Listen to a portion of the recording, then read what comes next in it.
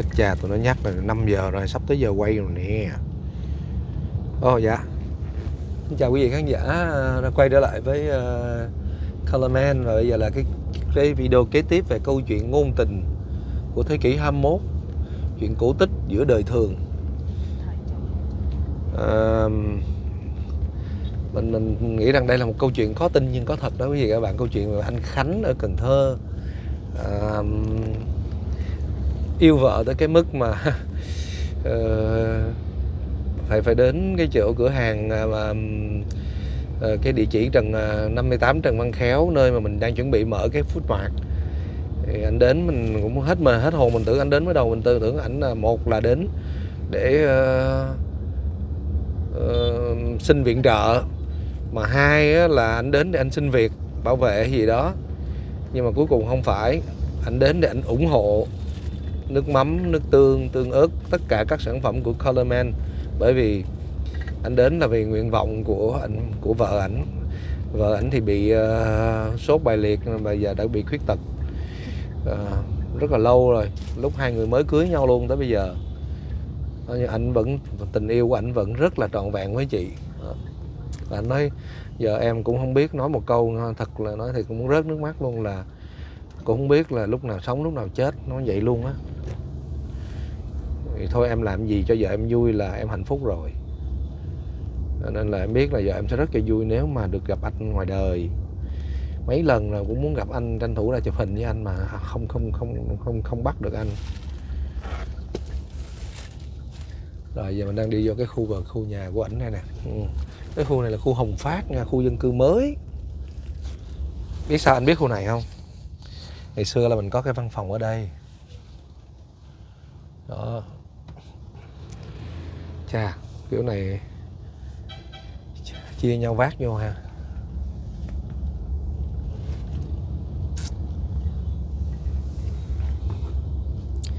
Đây này, nước mắm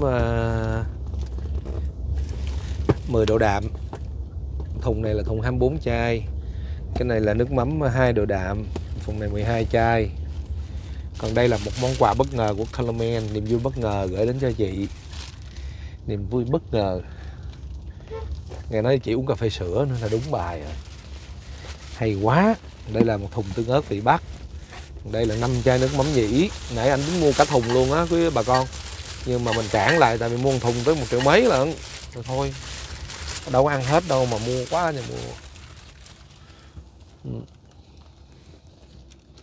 Trời ơi, vậy mà ông nói nhà ông trong hẻm. Ủa chưa vô tới. Rồi dễ thương chưa? Đợi anh. Ở đâu ta? Anh đang chạy tiếp. Tức là nãy anh dẹp cái xe hả? Đúng rồi, anh đẩy cái xe kia. Mình lại tưởng cái nhà nó đó. Dạ, cũng nhà đây luôn rồi anh. Nhà cũng ở đây. Nhà hẻo nhỏ lắm. Nói chung ô tô vừa. nói chung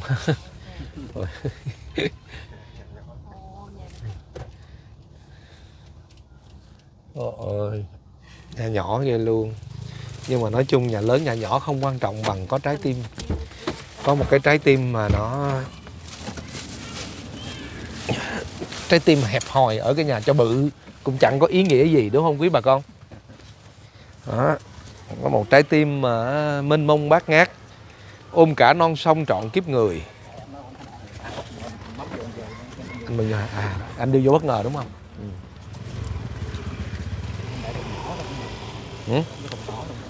Thôi để anh từ từ rồi chia nhau nha, chia nhau ôm vô. Ai có sức khỏe, thanh niên trai tráng thì ôm cái rồi. Không, em vô trước bất ngờ đi. Em đừng nói với anh không, bà bất ngờ.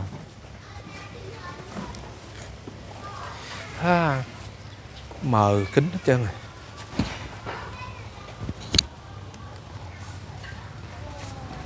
Mấy đứa vô trước đi, anh đi vô sau cùng cho chị bất ngờ.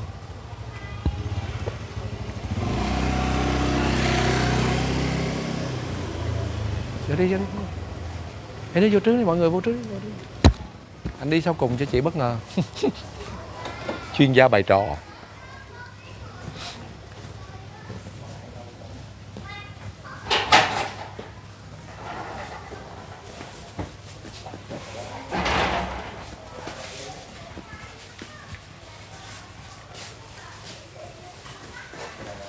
Đi vô luôn.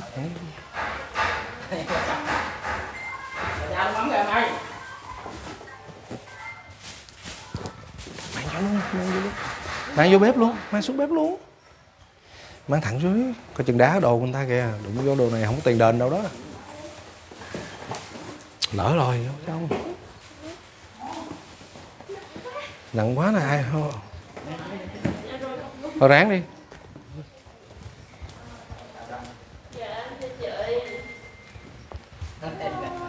Rồi, chào em. Chào anh.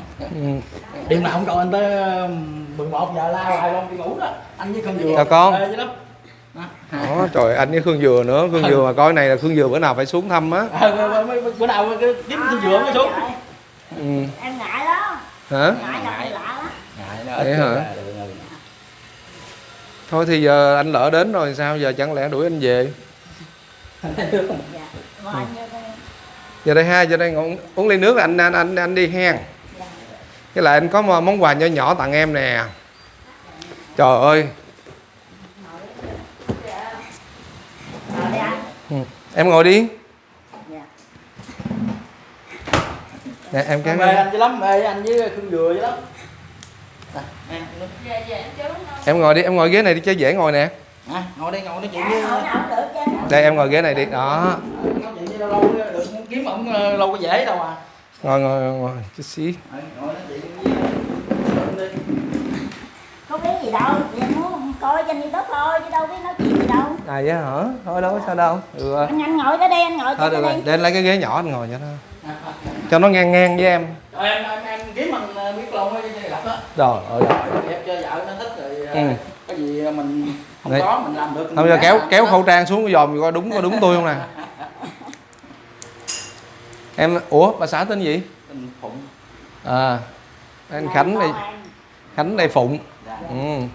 Con tên gì con? Hả?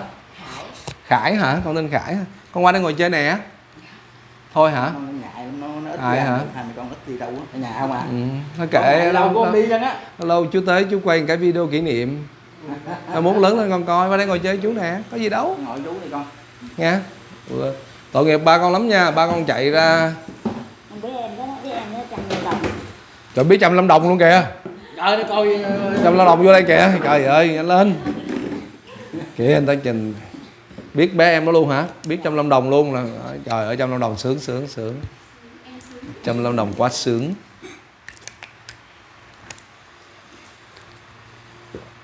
Không biết nói gì đâu, tự nhiên kêu anh về đây làm gì? chụp hình lấy điện thoại của mẹ đâu, lấy điện thoại ra chụp hình cho mẹ. Đâu có điện thoại đó, đưa mấy bạn này chụp cho tấm hình lưu niệm nè. Mở kêu mở mật khẩu. Ok. Lâu lâu mới có cơ hội gặp được. Trời Chứ ơi. giờ không biết khi nào mới gặp. Em Dạ. Phụng làm sao mà Khánh ông cưng em, thương em quá trời quá đất hả? Em cũng Trời ơi ba con số 1 luôn. Chắc chỉ có trên phim thôi con, phim đó. Mấy cái phim mà ngôn tình của thế kỷ 18, 19 mới có, như thế thế kỷ 21 không có đâu đó. Ba con là nói là mẹ con quý chú quá, cho nên là nói thôi ra anh ráng anh tới giúp mang quà Tôi tới. đi đó, ăn nghỉ lắm mới đi đó, ăn nghỉ khóc luôn mới đi đó. hôm coi livestream của anh nè. Em nói kìa, ảnh xuống Cần Thơ kìa. Lần nào cũng kêu cũng Không nói biết vậy coi đó. livestream. Em không biết coi livestream mà hôm kêu anh bấm livestream của anh Calamen cho em coi.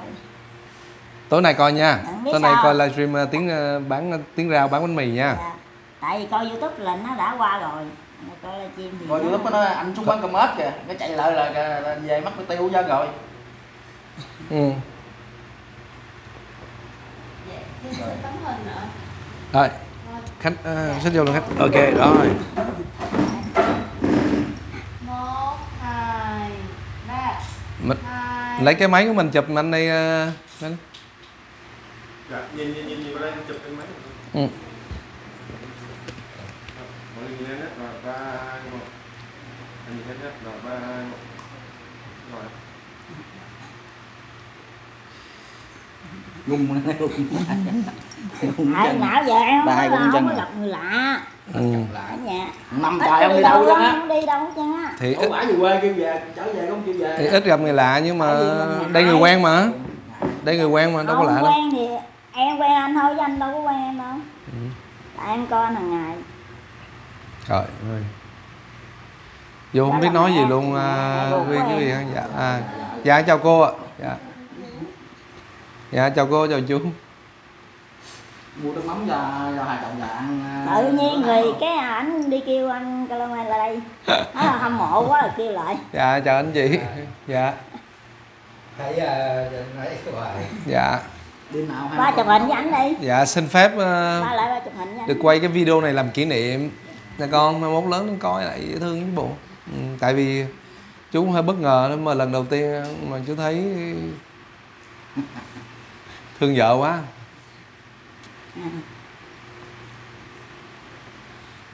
Mới nhằn nhằn ở nhà đó, ủa sao mới Đi lâu quá hả? Tại sao vợ đưa đi học Mới- thêm kiếm anh Thấy mà đi đâu mà đi lâu quá, đâu có chạy ra. Tại vì hôm nay anh đang phỏng vấn nhân sự. Nè lấy cái máy của anh chụp cho nó đẹp nè.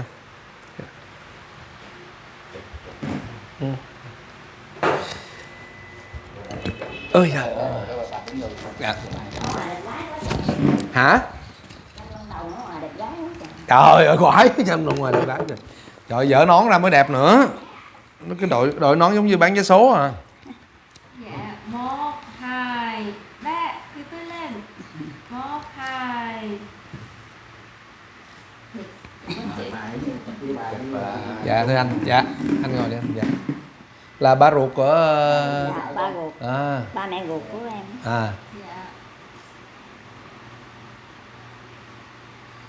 được không? Dạ Ok. cho con xin một kiểu ảnh ở máy này ạ. Ba ngồi xuống. Dạ anh luôn đi anh cho em xin. Vô luôn cả nhà đi đó cho đẹp. 1 2 3 2 3. Dạ rồi, cảm ơn mọi người nhiều ạ. Cầm bánh nó đi cầm. Rồi tự nhiên bất ngờ luôn. Đập Khương Dừa nữa là xong rồi đó. Bữa nào bữa dắt Khương Dừa mà coi cái clip này là thế nào Khương Dừa cũng chạy đi à. Vừa. tối coi ha. Khán giả mà. Cái em đi đưa tỉnh mua đồ 10 rưỡi em nói. Coi dữ lắm, coi Em nói sao không ngủ Dạ. đi. Chút mà các em mà ngủ quên thì dậy cũng còn coi. Coi rồi anh chưa được chịu nữa đó. Ghê. Vậy sức. Mà giờ được gần 2 triệu rồi đó, gần 1,8 triệu rồi đó. tôi theo dõi rồi lúc mà lại cái ông đợt mà mù đó là Dạ, chú Thanh Điền ở Thốt Nốt á. Dạ. tốt lớp rồi đúng rồi. Dạ. Con học trường nào con? Dạ có học trường Trần Ngọc Quế. Trần Ngọc Quế hả? Ừ. Rồi hai anh chị đó có đúng một cháu á, nếu mà các bạn xem cái video trước thì sẽ thấy là lúc anh Khánh tâm sự với mình là có cháu là năm nay 13 tuổi. Nãy con nói anh tên gì chú quên mất tiêu rồi. Dạ có tên Khải. Khải. Khánh Phụng Khải. Nó giỏi toàn diện đó chú, lớp 7 năm nay lớp 8 đó. Dạ. Giỏi. Lớp 7. Học sinh giỏi. Ừ. Thôi nói chung là hai vợ chồng. Em quý lắm rồi em cảm ơn anh dữ lắm luôn anh làm cho em cảm ơn dữ lắm. Không biết chừng nào phải Thôi, Nói không có khi vui nào nha. mà được gặp lại chứ. Tại Hả? vì đâu có đi đâu nghe đó chứ đâu dám chạy lại đâu. kêu lại không dám lại đâu, nó cỡ về vô anh bán với kêu chở với không dám chở Đâu đâu. có đi. Mà em mà nói mà em đi kêu anh lại nó cũng không cho đâu. Bây giờ Đâu có biết đâu có biết ảnh đi kiếm anh đâu. Ủa nhưng mà giờ anh hỏi nè, Dạ. cái này chưa biết nè. Dạ. Em hai vợ chồng quen nhau làm sao? Dạ Đó cái này quan trọng. Cùng quê cũng cùng quê cái em Quê. lên cái ở chung nhà đó. Ờ. Ở chung nhà từ cái quen thấy giống như cũng ấy cái quen cái thương vậy đó rồi bắt đầu về ở với nhau luôn. Tôi không Sao? ban đầu Dạ. tôi cũng cản tôi nói thôi con ơi, Dạ. con gái của chú vậy đó, Dạ. đừng có quen nữa, con kiếm người khác làm ăn. Dạ. Rồi nó mới nói nó là nó thương Phụng là vì tình người chứ nó không có nói là vấn đề sắc đẹp gì hết đó. Dạ. Chứ mình thấy con mình vậy mà cũng Dạ. nói nó cũng khuyến khích nó đi Không làm. có duyên cái nợ. Không cái này tại không giống như- con nói không tin đúng không? Bây giờ làm sao mà ví dụ như Mà hồi lúc đó trước nghèo dữ lắm. Dạ. Đi mua da chai không, Tết tôi là đi mua da chai không à. dạ Dạ. Sau này nó nhờ qua bên hệ đồ thì nó đỡ lên. dạ coi như là nhưng mà đi đâu mà gặp nhau mà nó ý vậy á. Ở dưới quê lên, quê lên xã một Pháp luôn á. lên đây làm ăn vậy đó. Rồi À, ở thì lúc đó em làm gì? Lúc đó em làm mua da chai. hay trai không à. trời Rồi ơi, bà vợ cũng mua da chai, rồi vợ con em là nấu cơm ở nhà ăn. Nó khi lô qua ăn ké vậy đó. Rồi thấy nấu đồ ăn ngon quá rồi cái từ à tức là cô này nấu đồ ăn, dạ. em qua ăn ngon quá, Dạ. vậy là em ham ăn mà gì ham ăn mà gì ham ăn mà coi như là vậy đó. rồi vậy em cũng giống anh, nhưng mà anh khác em cái là bà xã anh nấu ăn cũng Không chỉ được mà chứ được. dạ, được trung bình. Không phải đẹp, cái gì cũng biết mà. Không, bởi vì mình Có thấy mình đăng thua ký xa kênh của chị luôn hả? Dạ. Dạ. Trời ơi Vân ơi, mẹ ơi, bữa nay mẹ xuống mẹ thăm Phụng nha mẹ. Rồi dễ thương không đó, gia đình mà từ đi nhặt ve chai mà bây giờ đó, có một cái nhà nó khang trang như vậy. Hồi nãy ngồi trên xe mà Bán con nói dưa hấu, bán hoa lan, ừ. Làm đủ thứ nghệ đủ vậy đó. đó. Cái gì cũng mấy. Nhà em ghiền cái món gì của cô này, của bà xã Bình em? thường thôi đâu có gì. Vịt khô gừng với rau nhút hấp ăn vậy đó. Vậy là đó ăn vậy. Món trứng chiên. Vịt kho gừng với đậu nhút rồi rau súp trứng. Hồi xưa đơn giản vậy là được rồi. Trời ơi bây giờ cái món đó cũng nhiều người ghiền lắm. Nhưng mà giờ em còn nấu không? Cũng ở nhà cũng vẫn nấu hả? Nấu cơm không đó. Ở nhà vợ nấu cơm mà. À Cũng nấu Làm cơm. nặng thì không được mà dọn dẹp thì được. Mặc cỡ nó nhà giống thương mẹ, nhà mẹ không đi đâu vậy á. Đi học thôi. Con biết nấu ăn không? À, cũng biết hơi biết chiên trứng hả? À, vậy con cũng giống chú á. Chú chiên trứng với chú luộc rau cũng được. Dựng về lắm. Yeah. Thấy anh dựng về. Thấy anh Dũng về trời ơi. Sao ai cũng khen mà có chê mình tôi trời. Trời ơi khen trong Lâm Đồng đẹp gái quá, rồi khen bà xã, rồi khen tùm lum, cuối cùng tới mình thấy anh Dũng về thiệt á. Dựng về mà Nó ông ăn coi con hỏi nó trời ông vui. ăn mà ông hút mắm mới thương. Dũng về mà thấy thương đó, luôn luôn có những sự vụng về dễ thương. Là giờ ở đây ở chung với anh chị luôn. Không, ở Dạ, Duyên. tôi ở ngoài cầu Gò Gâm chứ. Chiều cái ba mẹ em ở đây. Ở đây chơi. Là coi như ở nhà này là có hai vợ chồng với con đây. Tôi ở gần Ba Gò người. Gâm. Rồi ở nhà Kêu này. ba mẹ lại, ba mẹ không chịu. Tại già cả không chịu ở chung với con cái. Ngày công ăn chuyện làm của nó mình lại mình già rồi. Dạ. Nó là nhà trẻ nó rồi. Dạ. Thưa anh năm nay anh bao nhiêu anh? 65. 65. Ồ, nhìn anh còn phong độ quá. Đây hai anh chị này 36 đúng không? Em nói anh 36 tuổi Tý. Dạ. Con tuổi gì? Tuổi con gì? Tuổi con heo. Heo vàng. Dạ. Ngay đợt heo vàng luôn. Nghe đợt heo vàng luôn hả? Ồ, ngon lành.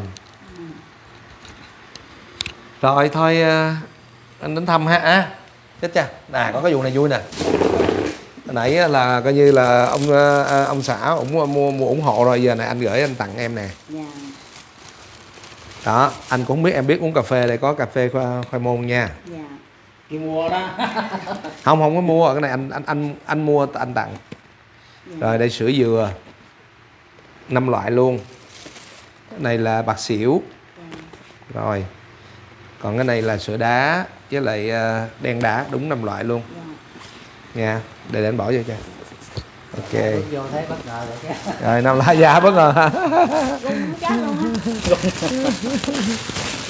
Em nói với con em nói kìa, ba mình đi kiếm chú Calamine lại kìa, trời sao mẹ không dám ra đâu.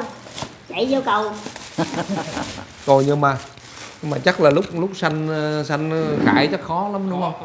Tưởng đâu là Chứ- tưởng đâu là xong luôn rồi đó. Tới cuối Tưởng cùng đâu bữa đó là mắc rồi. kiếm mạch không được đó, rồi bác sĩ nói giờ mũi này nó được thì Sát như bắt con bỏ mẹ. Dạ bệnh viện ở đây người ta chạy rồi đó, giống như ở đây là nguyên ngày không có sanh được, người ta chạy đưa qua đa khoa cũ, đa khoa cho trung thành phố á, đa khoa trung ương chứ, đa khoa thành phố chạy rồi đa khoa trung ương, rồi sao mà bắt bọn được rồi sao? đa khoa trung ương cũng ở Cần Thơ luôn hả? Mà ngồi đá ba chung ương cũ. Cũ lúc có chưa giờ vậy đây, còn ở ngang bên Đúng rồi, nếu mà với cái người vậy sao mà có thể có mang nặng để đau được đúng không? Trời vậy con là phải nói con chắc này nó thương mẹ lắm ha, đúng không? Còn hình dung rồi ha con ha, tưởng vậy sao mà ôm mà nguyên nách nguyên cái bụng bầu làm sao mà ấy nổi chết luôn. Tối đi ngủ nó hùng cái nó ngủ. Tối ngủ một cái ngủ. Hồi lúc mới nói chuyện một mẹ nói mẹ sao con không thấy mẹ lớn. Anh nói vậy á hả? Dạ. Mẹ mẹ con thấy mẹ lớn. Nó ăn nó thấy mẹ nó ăn đó. Tại còn nhỏ nó không biết á, nó thắc mắc nó hỏi sao con không thấy mẹ lớn. Mới nói chuyện bập bẹ. Lúc đẻ nó ra được mấy ký? Dạ 3 ký. Ôi 3 ký là cũng bự lắm á.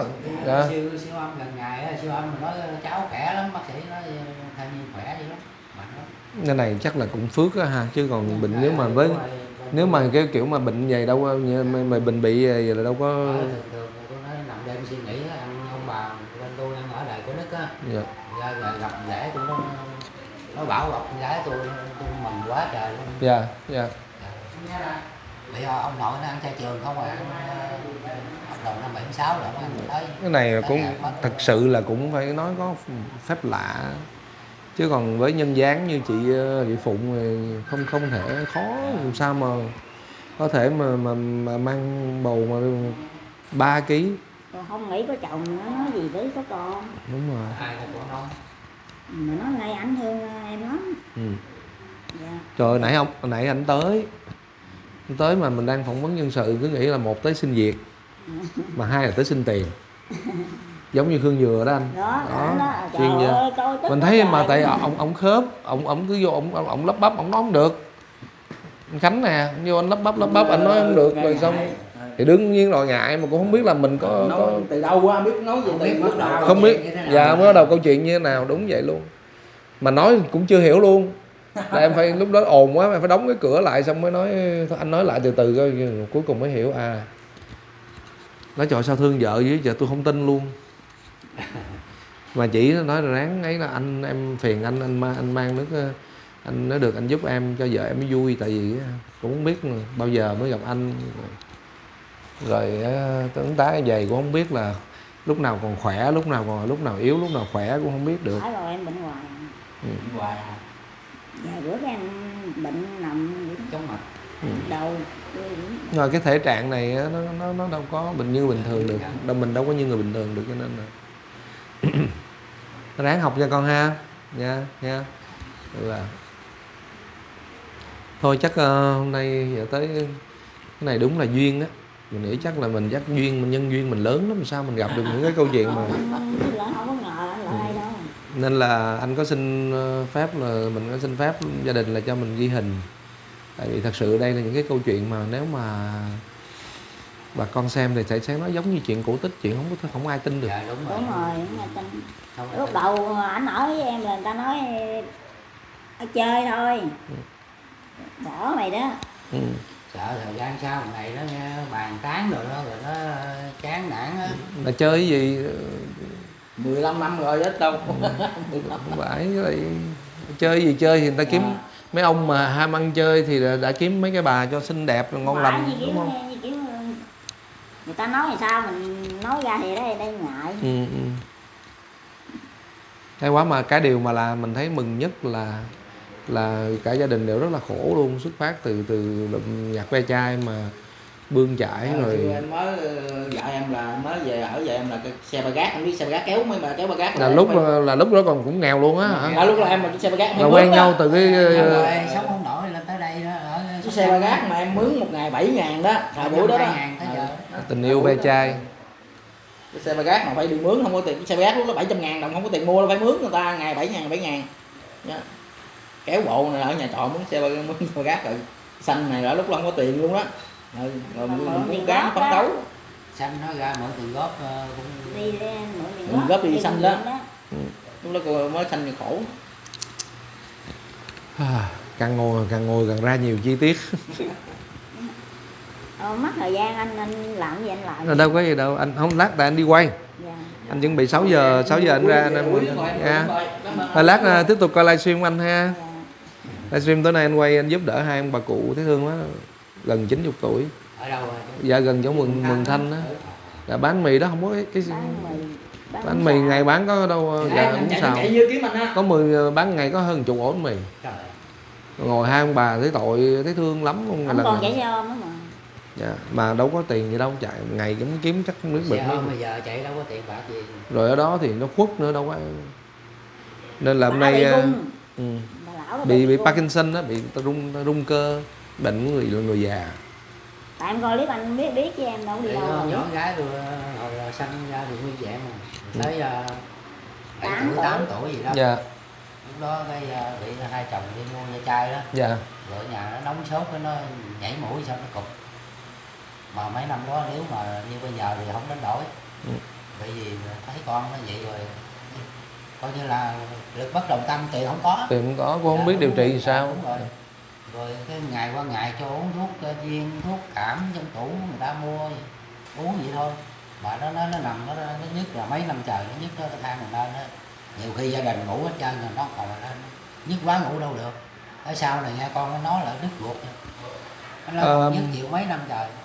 Chắc là anh cái này em nói cái bệnh này á, hôm trước là mình có đi cũng ở Cần Thơ thì phải, có một trường hợp mà sốt bại liệt á, nó nằm trên đó, anh tới anh tặng cái tivi á. Dạ. Con bé nó mất rồi. Dạ. Hôm bữa nghe tụi nó nhắn mấy đứa Phước hay sao, Phước Cần Thơ nó nhắn là chú ơi bé nó mất rồi, tội nghiệp dễ sợ.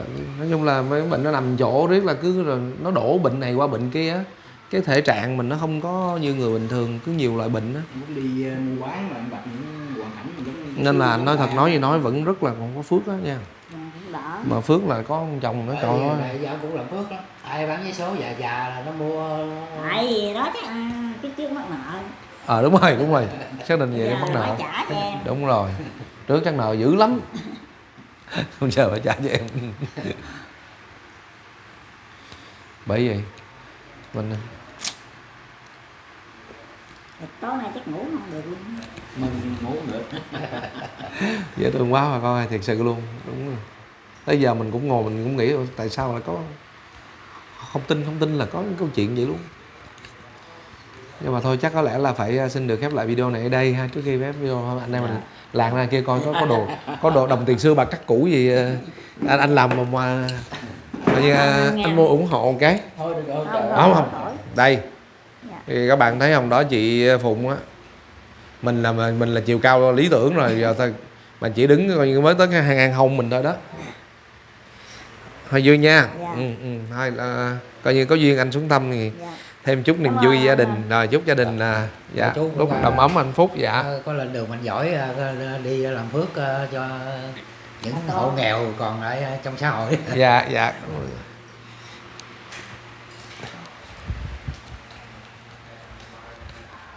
Ồ, nên coi cái cơn ơi của ảnh nè. Trời ơi, toàn là đồ đông. Đồ đồng đồ dụng tùm em giống như mua da chai em dịch cho đó, cái gì mua cho nó mua về bán cho người ta sưu tầm quán cà phê trưng bày này kia đồ vậy đó.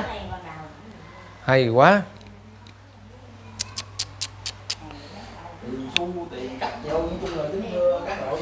Ồ, có mấy cái bàn ủi xưa nè, dễ thương không? Bàn ủi con gà nè. Ủa, cái bàn ủi con gà có tay gỗ nữa nè, đẹp chưa? Trời. Rồi có cái gì hay không làm cái thôi. Chuyên gia đi Còn này là tặng anh tờ tiền giống như là số 888 hết cho nó lọc nó hên. Tạm thôi anh khỏi mua gì đâu. Cái này giống như là số là toàn bộ full 8 hết. Anh cứ để giống như nó hên đó. Tiền nước ngoài. Giống như số Sagi đó, cái này là nó quý số Sagi phải không? Số Sagi nó toàn bộ là 8 hết, mình kiếm không ra. 5 con chuột này. Ồ. 5 thì 5 tí đó. Này tiền thiệt luôn hả ta? Tiền thiệt mà tiền của nước ngoài anh, giống như tiền Tiền Đài Loan hay tiền gì nữa không biết nè. Đài Loan hay Trung Quốc? Không phải, tiền, không phải đúng. không biết tiền Việt Nam cũng mua tiền Macau hay gì đó. Tiền Macau đó, cái chữ hoa này. Rồi tiền Macau vậy đó. Rồi anh coi cái gì anh thích anh tặng anh món 2 món. Anh Không, để anh ủng hộ em một món. được rồi. Không, anh ủng hộ em một món đàng hoàng nghiêm túc. Anh tuổi gì? Anh tuổi con gà. Gà kiếm con gà, ăn gà đâu có mèo có. Gà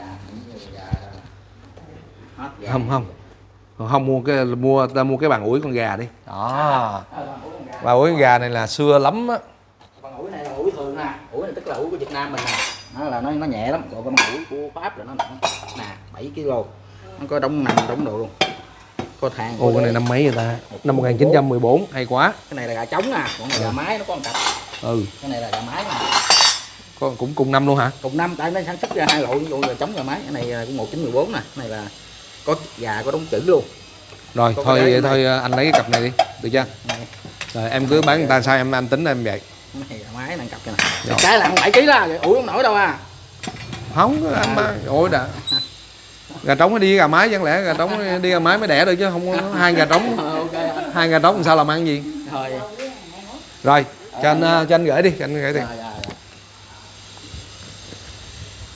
Nè cầm anh đi, cầm anh cái này lát kiếm cái gì ép vô chứ không bỏ vô bóp nó nhăn. Rồi cho anh gửi tiền đi Em lấy cái đồ em bỏ vô. nha, bỏ cho mình.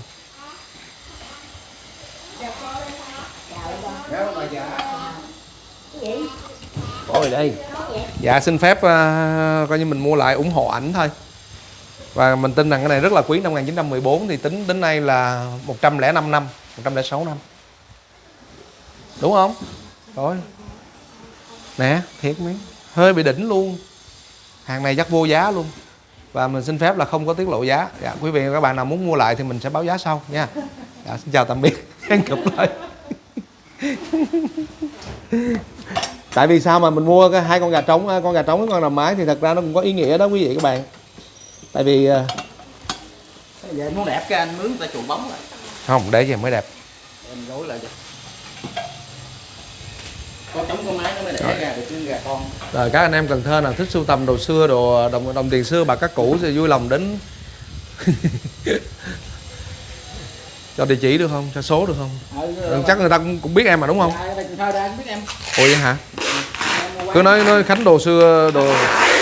Rồi anh Khánh Ve Chai. Rồi anh Khánh Ve Chai ở đây khu dân cư Hồng Phát đúng không? Rồi.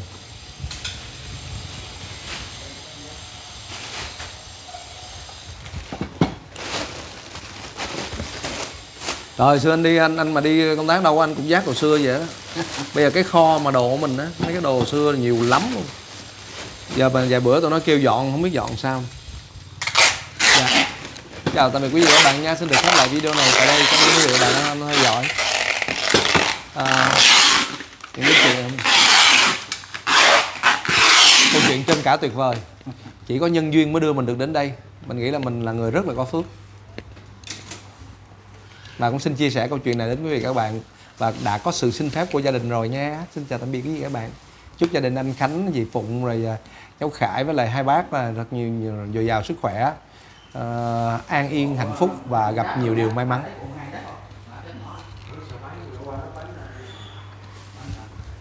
Rồi chuẩn bị chạy tiếng reo.